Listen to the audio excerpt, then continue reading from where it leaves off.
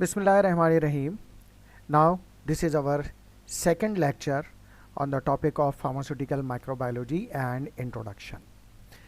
In the previous lecture, we have already discussed the importance of microorganisms, how they are important in the field of pharmacy and medicine, and how they have been evolved from the early basic understanding of the microorganism to the development of vaccines and biotechnology product. Now the scope and content of this course we are going to discuss in these few slides. Now the vast majority of medicines that are given by mouth or placed on the skin are non-sterile. Means के बहुत सारी जो medication जो हम orally लेते हैं bye mouth लेते हैं स्किन पर अप्लाई की जाती हैं they are usually non sterile means they may contain some micro organisms but these micro organism must be within limits on types and concentration means जो भी माइक्रो ऑर्गेनिज्म इसमें मौजूद हैं उनकी एक लिमिट होनी चाहिए, उससे ज़्यादा नहीं होना चाहिए. अगर ये उससे ज़्यादा होंगे तो फिर ये दे में हार्म द इंडिविजुअल जो भी इसको इन मेडिकेशंस को इन मेडिसिन को इनटेक करेगा उनको हार्म कर सकती हैं और they may also spoil the medication यानी ड्रग को भी स्पॉइल कर सकते हैं. Whereas all injections and ophthalmic products इसके बरक्स जो इंजेक्टेबल प्रोडक्ट्स हैं ऑप्थेल्मिक प्रोडक्ट्स हैं यानी आई प्रोडक्ट्स हैं must be sterile that is they contain no living organism. Sterility का मतलब ही यही है कि इनके अंदर कोई भी लिविंग ऑर्गेनिज्म नहीं है.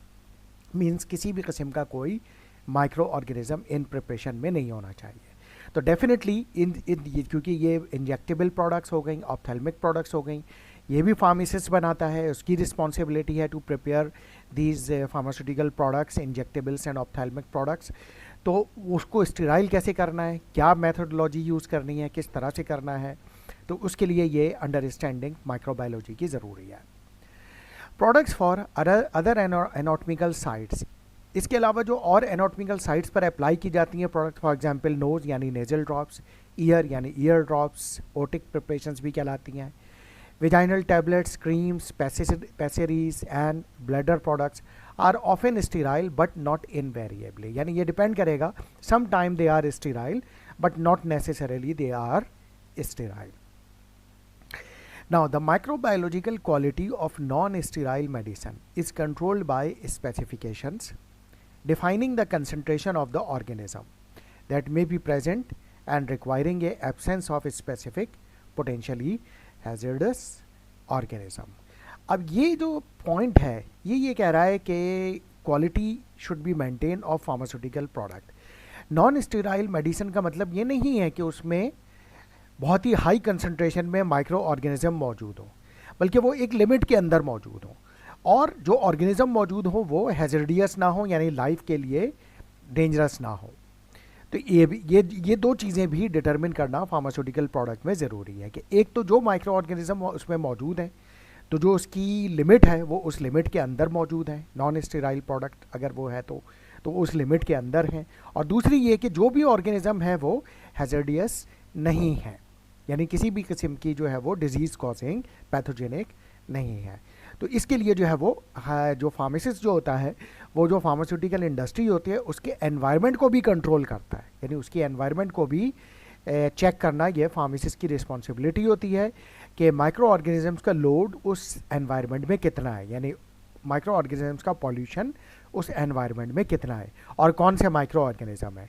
अगर वहाँ पर माइक्रो ऑर्गेनिज्म का लोड ज़्यादा है और माइक्रो ऑर्गेनिजम्स जो आइडेंटिफाई हुए हैं वो पैथोजेनिक भी हैं तो इट मीन्स कि अभी ये प्रोडक्शन फार्मास्यूटिकल प्रोडक्शन नहीं हो सकती, पहले इसको क्लियर करना और इसको क्लीन करना ज़रूरी है. तो फिर उसके लिए जो भी डिसइंफेक्टेंट्स और प्रिजर्वेटिव्स और जो भी मटेरियल यूज़ होगा वो फार्मास्यूटिकल इंडस्ट्री जो होगी वो यूज़ करेगी. और even not only in pharmaceutical industry but also in hospital setting कि वहाँ पर भी जो माइक्रो ऑर्गेनिज्म है क्योंकि वहाँ पर पेशेंट आते हैं some time these patients are immuno compromised यानी उनकी इम्यूनिटी कॉम्प्रोमाइज्ड होती है, they are weak, they can easily acquire any infection. तो उनको उस इन्फेक्शन से बचाने के लिए भी ये ज़रूरी है कि वहाँ का एनवायरनमेंट जो है उसमें माइक्रो ऑर्गेनिज्म को कंट्रोल किया जाए. तो उसको भी चेक करना कि वहाँ पे हॉस्पिटल में भी जो माइक्रो ऑर्गेनिज्म का लोड है वो कितना है, किस हद तक है, और उसको हम कैसे क्लीन कर सकते हैं, ये भी फार्मासिस्ट की रिस्पॉन्सिबिलिटी में आता है। Now that's the ability to identify the organism present, यानी फर्स्ट ऑफ ऑल वही है कि आइडेंटिफाई करना कि जो भी उस एनवायरनमेंट में ऑर्गेनिज्म, माइक्रो ऑर्गेनिज्म मौजूद है वो कौन सा है, to detect those that are prohibited from a particular product categories, and to enumerate microbial contamination in the manufacturing environment, raw material and finished product। और ना सिर्फ ये कि ऑर्गेनिजम्स को आइडेंटिफाई करना और ये मालूम करना कि वो कौन सा माइक्रो ऑर्गेनिजम्स है, और एन्यूमरेट यानी उसकी काउंटिंग मालूम करना कि किस हद तक है और उसकी कंटामिनेशन कितनी है मैन्युफैक्चरिंग एनवायरनमेंट में, रॉ मटेरियल में, और फिनिश प्रोडक्ट यानी जो फार्मास्यूटिकल प्रोडक्ट तैयार हो गई है उसमें है।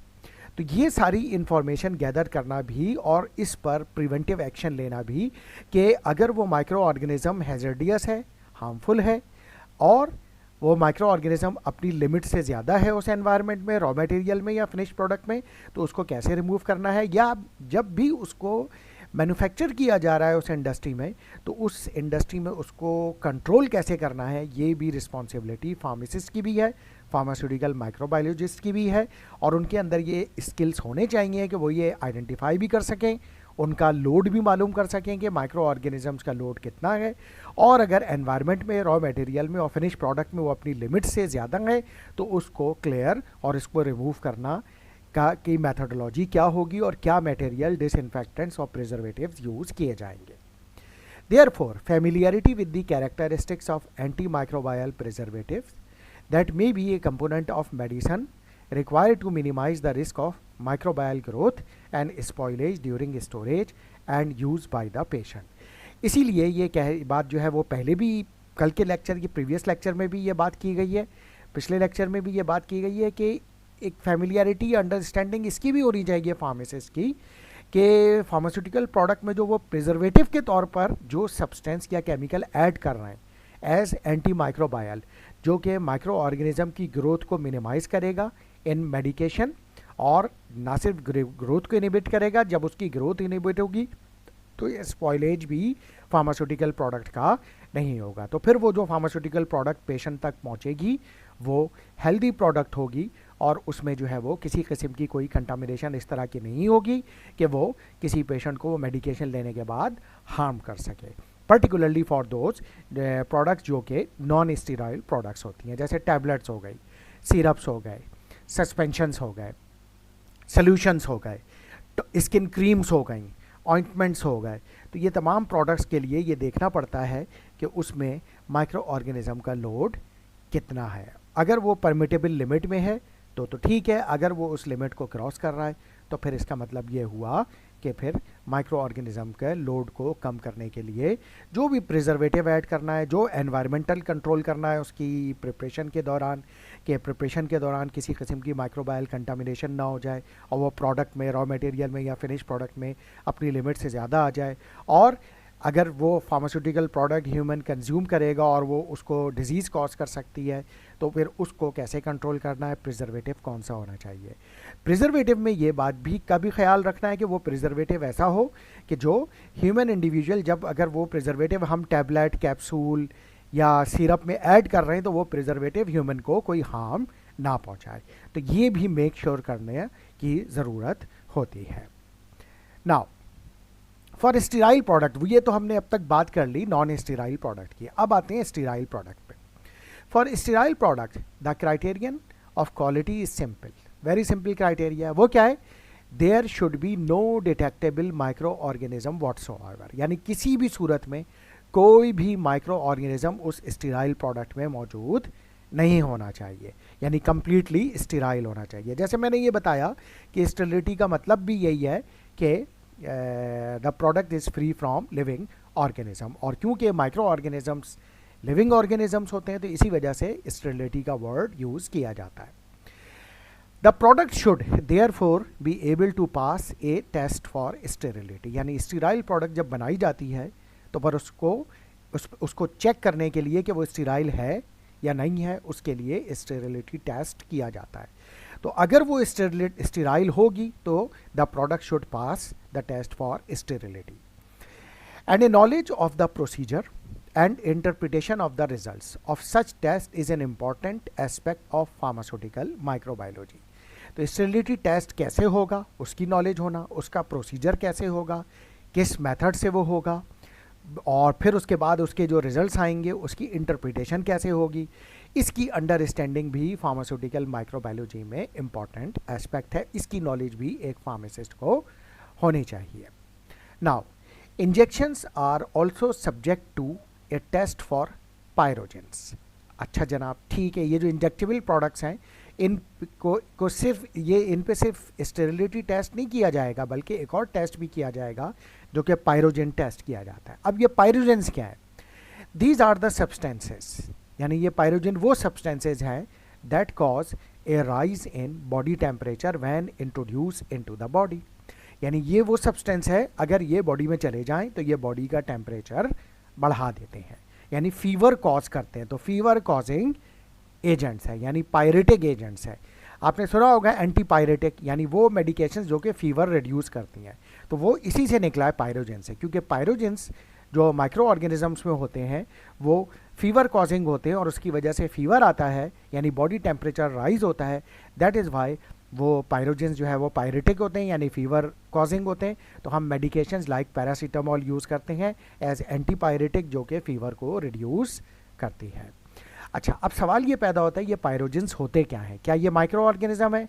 द आंसर इज़ नो, ये माइक्रो ऑर्गेनिज्म नहीं है, बल्कि pyrogens are the toxins which are produce by micro organisms. यानी पायरोजेंस वो हैं, वो सब्सटेंस और प्रोडक्ट और मेटाबोलाइट हैं माइक्रो ऑर्गेनिजम्स के, पर्टिकुलरली ग्राम नेगेटिव बैक्टीरियाज के. क्योंकि माइक्रो ऑर्गेनिज्म या बैक्टीरिया जो होते हैं उनको क्लासीफाई किया गया है ग्राम पॉजिटिव बैक्टीरिया में और ग्राम नेगेटिव बैक्टीरिया में. ग्राम पॉजिटिव बैक्टीरिया क्या होते हैं, ग्राम नेगेटिव बैक्टीरिया क्या होते हैं, इसकी डिटेल हम आगे चल के पढ़ेंगे. बस फ़र्क क्या होता है कि उनकी जो आउटर सेल वॉल होती है उनमें डिफरेंसेस होते हैं. उसकी बुनियाद पर जो है ये उनके डिफरेंसेस होते हैं कि जिसकी बेस पर हम उनको क्लासीफाई करते हैं कि वो ग्राम पॉजिटिव माइक्रो ऑर्गेनिजम्स हैं या ग्राम नेगेटिव माइक्रो ऑर्गेनिजम्स हैं. Anyway, come back to the pyrogen. हमने ये बात की कि पायरोजेंस जो है वो दरअसल टॉक्सिन्स हैं जो कि बैक्टीरिया प्रोड्यूस करता है. अब फॉर एग्जांपल आप एक स्टीराइल प्रोडक्ट बना रहे हैं, फॉर एग्जांपल वो इंजेक्टेबल प्रिपरेशन बना रहे हैं like normal saline, dextrose 5%, dextrose 10% water. अब ये डायरेक्टली बॉडी में इंट्रोड्यूस की जाएगी इंट्रावेनस रूट से, तो इसको कम्प्लीटली स्टेराइल होना चाहिए. हमने इसका जो टेस्ट फॉर स्टेरिलिटी किया तो वो पास हो गया, यानी इसमें यह पता चला कि माइक्रो ऑर्गेनिज्म तो मौजूद नहीं है. लेकिन जब पायरोजेन टेस्ट किया तो वो पॉजिटिव आया. पायरोजेन टेस्ट पॉजिटिव आ रहा है, इसका मतलब ये है कि इसमें माइक्रो ऑर्गेनिजम्स जो पहले थे वो तो किल हो चुके हैं, वो तो अब नहीं है. लेकिन माइक्रो ऑर्गेनिज्म किल होने से पहले अपनी मेटाबॉलिक प्रोडक्ट यानी टॉक्सिन्स बना चुके हैं और वो टॉक्सिन्स इसमें मौजूद हैं.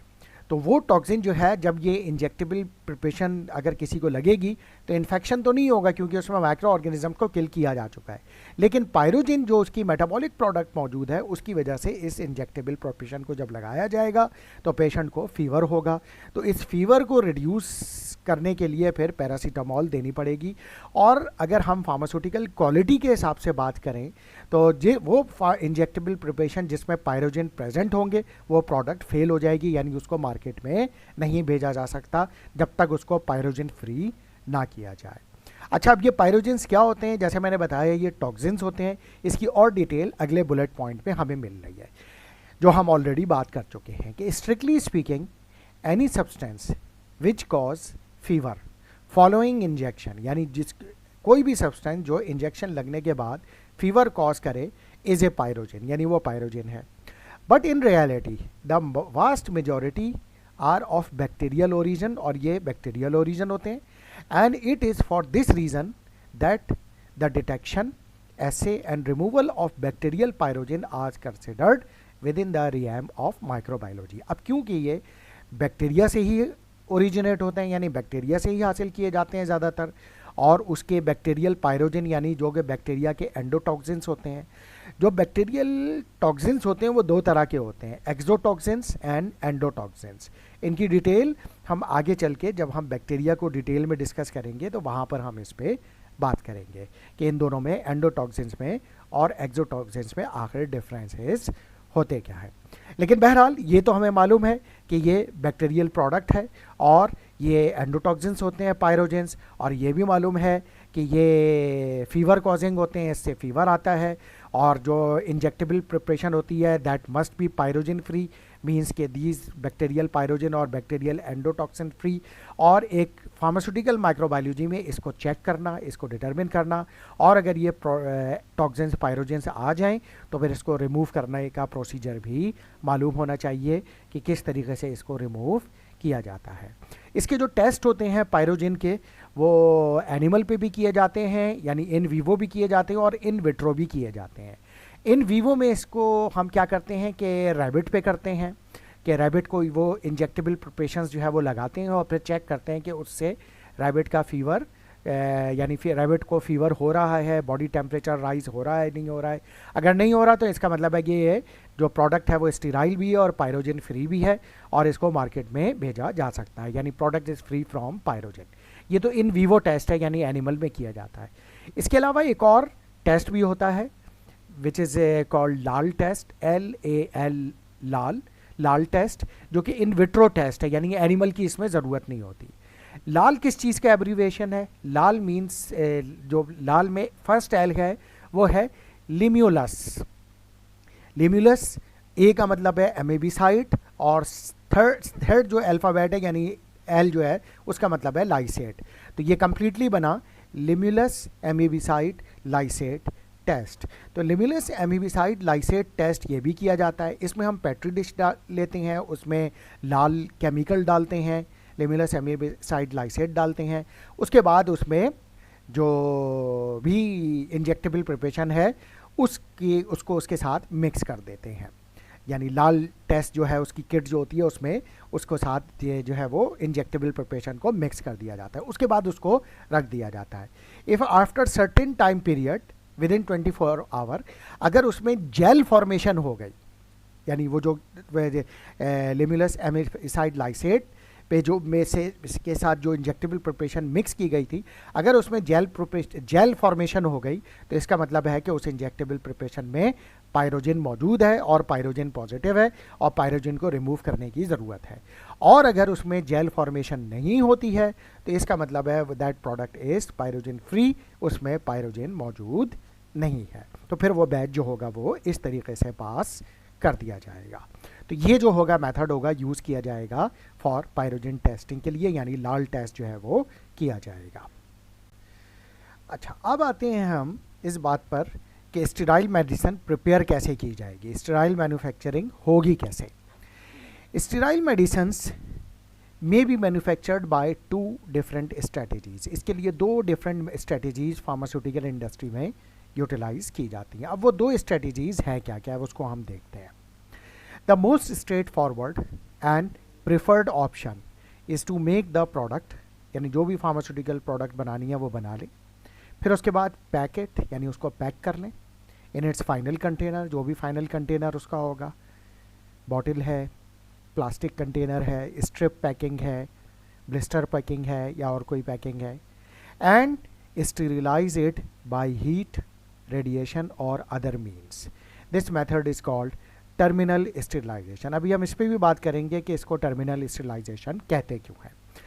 थोड़ा सा हम पहले इसको डिस्कस कर लेते हैं कि ये मेथड है क्या। हमने जैसे बात की कि इसमें हमने सबसे पहले क्या किया, फार्मास्यूटिकल प्रोडक्ट ली, उसको फिर प्रिपेयर किया। फार्मास्यूटिकल इंडस्ट्री में जो भी मेथड उसका यूज़ होता है उस मेथड से उसको प्रिपेयर किया। उसके बाद प्रिपेयर करने के बाद उसको पैक किया उसके फाइनल कंटेनर में। उसके बाद कंटेनर में पैक करने के बाद उसको स्टेराइल करना शुरू किया। स्टेराइल कैसे किया? आइदर बाय हीट के फिर 2 फेमस मेथड्स हैं, एक है मॉइस्ट हीट स्टेरिलाइजेशन और एक है ड्राई हीट स्टेरिलाइजेशन। तो इन दोनों में से जो भी मेथड अप्रोप्रिएट था उस फार्मास्यूटिकल प्रोडक्ट की स्टेरिलाइजेशन के लिए, उस मेथड से हमने इसको स्टेराइल कर लिया। या फिर अगर हम उसको हीट से स्टेरिलाइज नहीं कर सकते तो ऑल्टरनेट मेथड हमारे पास और क्या है, रेडिएशन स्टेरिलाइजेशन। रेडिएशन में हम स्टेराइल कैसे करते हैं, गैमा रेडिएशन के ज़रिए करते हैं, यूवी यानी अल्ट्रावायलेट रेडिएशन के ज़रिए करते हैं, ये भी यूज़ करते हैं। इसके अलावा अदर मीन्स भी हैं like gas sterilization. Gas sterilization में ज़्यादातर इथाइलिन ऑक्साइड गैस जो है वो यूज़ की जाती है, तो वो भी एक मेथड है हमारे पास यूज़ करने का। तो इनमें से जो भी अप्रोप्रिएट मेथड उस फार्मास्यूटिकल प्रोडक्ट के लिए एप्लीकेबल होगा, उस मेथड से हम उस प्रोडक्ट को स्टेराइल कर लेंगे। अब क्योंकि ये प्रोडक्ट बनने के बाद एट द एंड स्टेरिलाइजेशन का प्रोसेस किया जा रहा है, तो इस वजह से इसको टर्मिनल स्टेरिलाइजेशन भी कहा जाता है। The alternate terminology for this type of sterilization और the first method is called alternate terminal sterilization technique or terminal sterilization method, whatever the method you are using in heat, radiation or other means। तो ये हो गई terminal sterilization। now what about the alternative method या second method क्या है या second strategy क्या है। the alternative is to manufacture the product from sterile ingredients under conditions that do not permit the entry of contaminating organism or microorganism। This method is called aseptic manufacturing technique or aseptic manufacturing। अब इसमें क्या कर रहे हैं हम यूँ कर रहे हैं कि जब जिस एनवायरनमेंट में ये फार्मास्यूटिकल प्रोडक्ट बनाई जा रही है यानी स्टेराइल प्रोडक्ट बनाई जा रही है, उस एनवायरनमेंट को ही स्टेराइल कर दिया और उसमें जितने भी फार्मास्यूटिकल इंग्रेडिएंट लिए जा रहे हैं, चाहे वो एक्टिव फार्मास्यूटिकल इंग्रेडिएंट हो चाहे एक्सिपिएंट्स हो, उनको पहले ही स्टेराइल कर लिया गया। जब उसको प्रोडक्शन यूनिट में लेकर आए, वहाँ पर प्रोडक्शन यूनिट में उसको लेकर आए, मिक्स किया, वो फार्मास्यूटिकल प्रोडक्ट तैयार की, पैक की उसी एनवायरनमेंट में, एसेप्टिक एनवायरनमेंट में जहाँ पे माइक्रो ऑर्गेनिज्म नहीं है, और ना सिर्फ पैक की बल्कि फाइनली उसको प्रिपेयर करके फाइनल कंटेनर में पैक करके उसको वेयर हाउस भिजवा दिया। तो इस तरह की जो प्रिपरेशन होती है और इस एनवायरनमेंट में जो प्रिपरेशन होती है उसको एसेप्टिक मैन्युफैक्चरिंग कहा जाता है।